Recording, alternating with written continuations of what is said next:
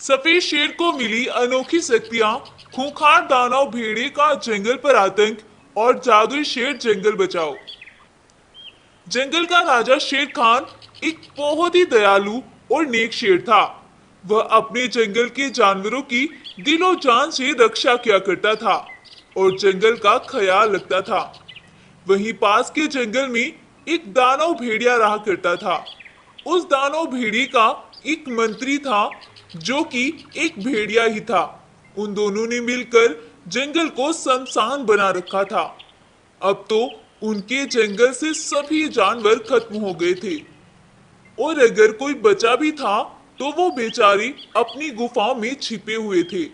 वो खाने की तलाश में भी जंगल में नहीं निकल रहे थे और अब वह दानव भेड़िया अपनी भूख से परेशान आ गया था और अब वह दूसरे जंगल पर हमला करने की सोच रहा था। और आज वह दोनों भेड़िए अपने जंगल से दूसरे जंगल की ओर चल देते हैं और बदकिस्मती से वह शेर खान के जंगल में पहुंच जाते हैं। शेर खान के जंगल में जाकर दानव भेड़िया जब इतने हट्टे खट्टे जानवरों को जंगल में घूमता हुआ देखता है तो उसके मुंह में तो पानी आ जाता है और वह बोलता है, अरे भेड़िए, देखो तो जरा इस जंगल के हट्टे खट्टे जानवरों को, मेरे तो मुंह में पानी आ गया है। हाँ महाराज, मेरे मुंह में भी पानी आ रहा है, चले ना चलते हैं। ऐसा बोलकर वो दोनों भेड़िए जंगल में घास चर रहे जानवरों पर हमला कर देते हैं और वह दानव भेड़िया जिन जिन जानवरों पर अटैक करता है वह जानवर भी एकदम से दानव भेड़िए के जैसे ही बन जाते हैं। इसी तरह से कई दिन बीत जाते हैं और उस दानव भेड़िए का आतंक जंगल में बढ़ता ही जाता है और जिस भी जानवर का वह शिकार करता है वही उस दानव भेड़िए के जैसे बन जाता है। जंगल की कुछ जानवर इस बात की खबर राजा शेर को देने के लिए जाते हैं और गाय राजा शेर को सारी बात बताती है। महाराज महाराज, क्या आपको पता है हमारे जंगल में क्या मुसीबत आई है?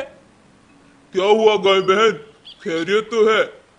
नहीं नहीं महाराज, जंगल में एक दानव भेड़िए ने हमला कर दिया है और वह जिस भी जानवर का शिकार कर रहा है वह जानवर भी एक दानव भेड़िए के जैसे ही बन जाता है। अब तो उसने हमारे जंगल वासियों का शिकार कर करके भेड़ियों की एक फौज तैयार कर ली है। उस जालिम भेड़िए के बारे में यह बातें सुनकर शेर खान तुरंत उससे लड़ने उसके सामने पहुंच जाता है, लेकिन वह दानव भेड़िया बहुत खतरनाक था और वह राजा शेर को मार मार कर जख्मी कर देता है। अब तो शेर खान को अपना जंगल तबाह होता नजर आ रहा था और वह आसमान की ओर देखकर ईश्वर से दुआएं करता है। हे ईश्वर, अब तो आपका ही सहारा है, मेरी मदद कीजिए ताकि मैं अपने जंगल को बचा सकूं। शेर खान के ऐसा बोलते ही आसमान से एक जादुई गोला आकर शेर खान के शरीर में समा जाता है और उस जादुई शक्ति के आते ही शेर खान का शरीर बढ़ने लगता है और वह देखते ही देखते एक विशाल शेर बन जाता है और वह जादुई गोला जंगल के सभी जानवरों को भी उनके असली रूप में ले आता है। दानव भेड़िया अब डर जाता है और वह जंगल को छोड़कर भागने लगता है, लेकिन अब शेर खान उसे भागने देना नहीं चाहता था और वह उसके सामने जाकर खड़ा हो जाता है और उस पर हमला कर देता है। शेर खान के हुए जोरदार हमले से दानव भेड़िया जमीन पर गिर जाता है और शेर खान उस पर वार करके उसे वहीं मार डालता है और छोटू भेड़िया वहां से अपनी जान बचाकर भागने में कामयाब हो जाता है।